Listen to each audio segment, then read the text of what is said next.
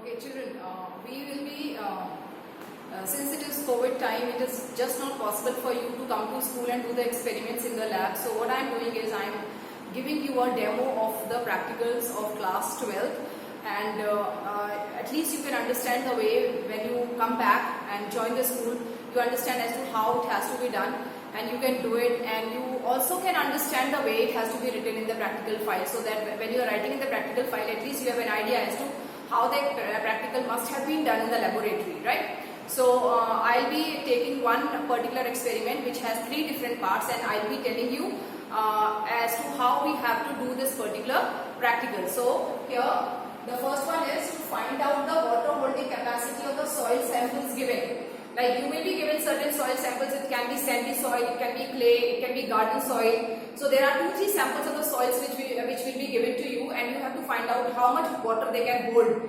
So to find out the water holding capacity, that all depends upon the component which are present in the soil, and we know that the water holding capacity of the soil plays a very important role in the growth, in the development of the plant, because those soil which have a very good water holding capacity, in them the maximum number of the plants can grow. Like sandy soil does not allow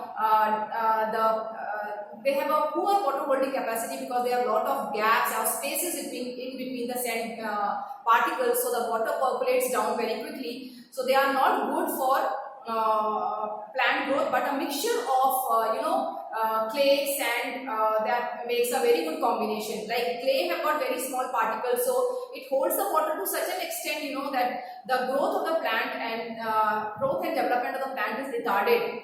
Because the air spaces are filled totally with the water droplets, and they are unable to percolate down into the earth, so the plants are unable to respire properly. So by a good combination is the sand, clay, when they are combined together, that forms a good combination. So garden soil is considered to be the best one as far as the plant growth and development is considered. So we are going to study this first. Then to find out the pH of the given soil samples, how to find out and what important role pH has. pH also plays a very important role because the acidity and basicity helps in the absorption of minerals from the soil. If the soil is highly acidic or it is highly basic, then it's very difficult to grow the soil. It is very difficult for the plants to grow inside there.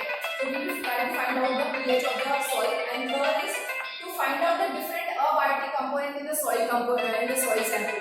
So what we will do, we will try to find out what all abiotic component, the sand, the gravels, the clay particles, how many of them actually constitute the soil sample which is being given to you. So these are the 3 parts of one of the experiment which we are going to perform in the laboratory today. Okay, children, so for the first part of the experiment,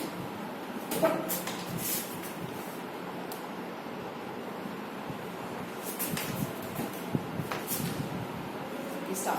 So for the first part of the experiment, children, we have to find out the water holding capacity of the soil. So here we have taken soil. This is, if you can see, this is the sandy soil, and this one is the garden soil. We can sample them as A and B rather than writing the specific names. So this is sample A and this is sample B. We have to take equal amount of both the soil, and since we have to find out the water holding capacity, so we are supposed to put or drop water inside them in equal quantity. So here is the measuring flask. This measuring flask has got 100 ml of water, and I am going to put in both the soils 25 ml of water.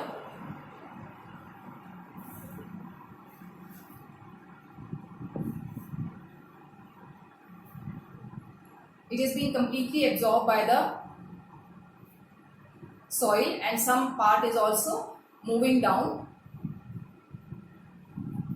Whatever amount of water the soil can hold, it is holding, and the rest is being sent to the test tube which has been attached with this funnel. The same thing I am doing here. I have dropped 25 ml of water, and another 25 ml of water I am dropping in this garden soil. You have to measure it. You can take it separately also, 25 ml in one go and 25 ml in another part of the experiment. And after that, you can see that the water is dripping down through the soil. It is percolating, and it is being collected in the test tube here. and here also you can see that the water is being collected. Now I told you that this is the sandy soil and this is the garden soil. So you can see here that the amount of water which has come in this test tube is more, because the water holding capacity of this sandy soil is less, so more water can percolate deep inside and it can be collected here in the test tube. And here garden soil has got better water holding capacity, so the water which has come down in the test tube is less. So now what is to be done? We have to measure this water. How much water is being collected, that we have to measure. So for that I am going to empty the measuring flask and I am going to put this funnel aside, taking out this test tube to find out the amount of the water.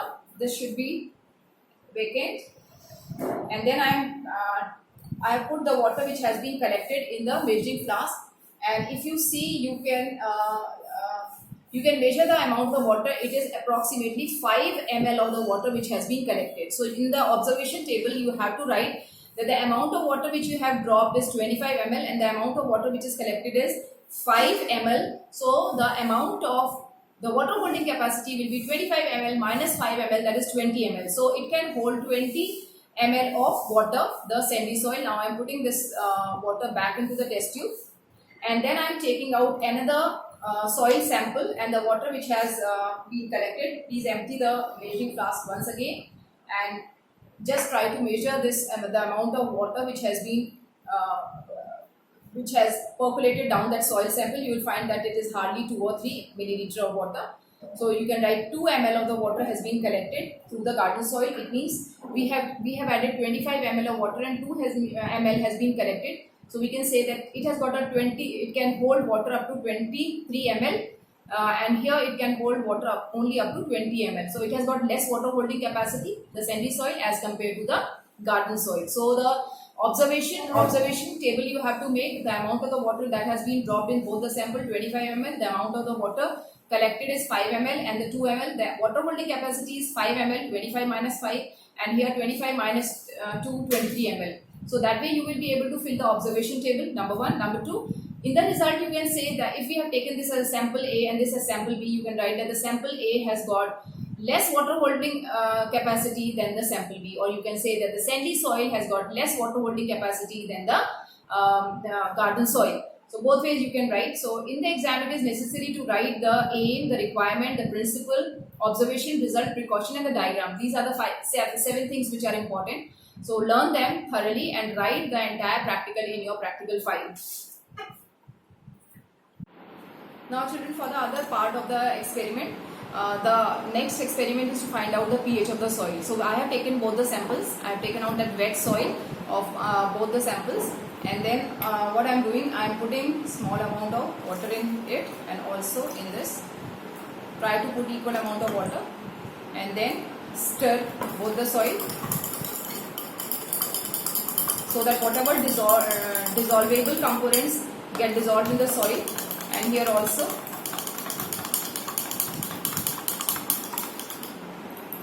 when this is done, then you can take out a pH paper. Take a pH paper and put that pH paper in this soil, say for 15 to 20 seconds, and after that take it out, put it aside and try to compare it with the pH determinant paper. Similarly, you have to put the paper here inside the other sample and again take it out and start and compare them with the pH indicator paper. So you will be able to know what is the pH of these two soils.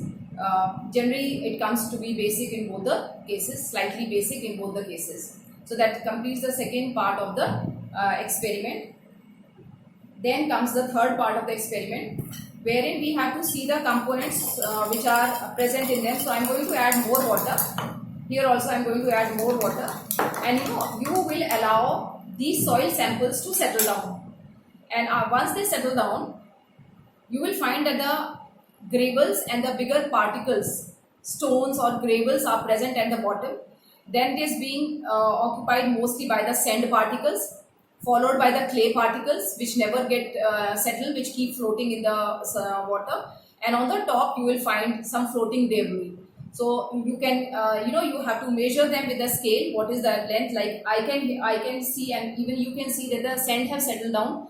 So you have to measure the height of the sand particles, and above that there is clay, and above that there is some floating particles which can be seen in the beaker. So this is the, you have to write down the level of the various components which are present in the soil here as well as here. This is clay, so you will find that it will look like mud and very and it won't settle down as easily as the sandy particles, and the clarity will also be very less because the clay particles are very small and they keep floating in the water. So you may find a very thin layer of the clay at the bottom, and but most of the water will remain turbid and it will remain brown because the clay particle remain dissolved in the water. So this is what we have to do. We have to measure the amount of the various components or bitic components which are present in the soil. So this, with this we complete the three important experiment or the sub parts of one experiment which is related to the